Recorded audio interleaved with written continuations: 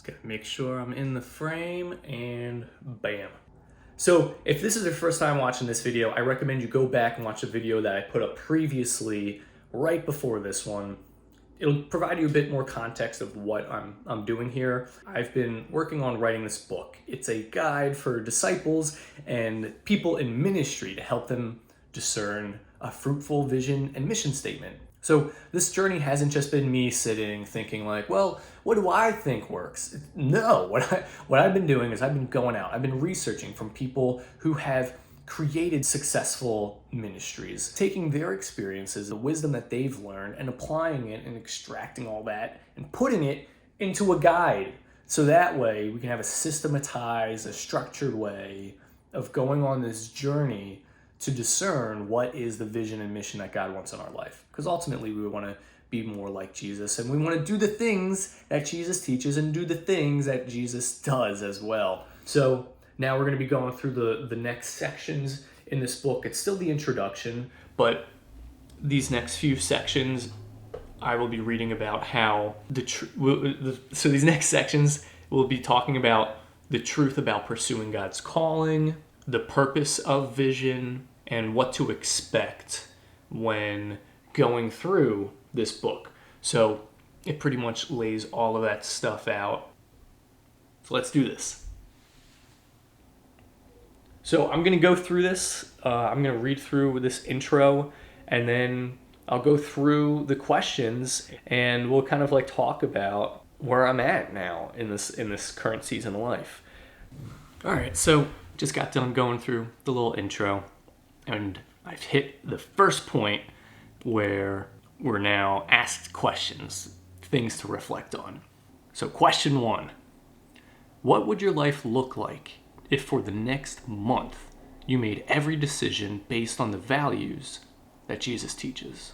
I feel like if I were to make every decision based on the values that Jesus teaches, it will both be providing more peace, more joy, while also being a bit challenging, because I know that Jesus's values and making decisions based on that will always be leading towards the better choice and the better options. However, it doesn't mean it's going to be the easy options or the easy option.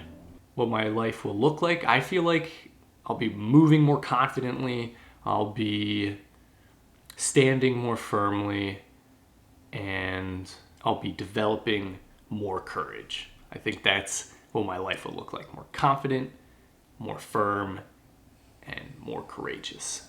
So question 2, what sort of positive ripple effect could a vision and mission statement have in your life, ministry, and those around you? Well, the type of positive ripple effect that can come from a vision and mission statement is, one, I will have clarity of focus.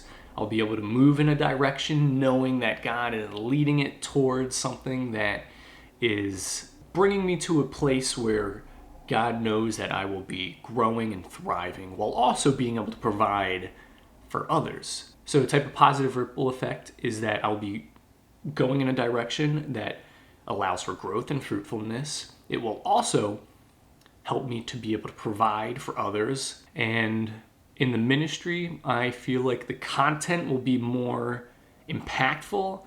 It will inspire more people. It will be more encouraging, and it'll be more consistent. It'll be more consistent videos. All right. Third and final question. How would your life feel if you didn't live with purpose? What sort of blessings would you be missing out on? And what would a life void of purpose look like? Okay, so the third question is really like 3 questions. How my life would look like if I didn't live with purpose, it would be all over the place. There would be no focus on things. It would just be one task, working, maybe getting it done. If I do, doesn't really matter. That won't lead to an ultimate thing, because any other thing that pops up, I'll just go towards that. And then another thing pops up, and I'll just go towards that. So very chaotic, with no clear end goal. So what sort of blessings would I be missing out on? I think like the satisfaction of like working towards something greater. Because with no purpose, there is no greater end goal. It's just a bunch of little tasks that are ultimately meaningless. So that would be a big blessing that I'd be missing out on. And then also the joy of providing blessings to others and helping grow and develop others as well. Because it's one thing to, develop yourself, but there's so much more joy that comes from when you can help grow and encourage others. And then lastly, what would a life void of purpose look like? Rocking and waving all over the place, no firm standing.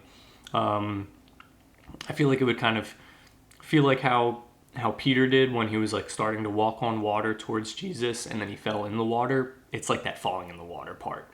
Cool. All right. So that's all the questions for the first part.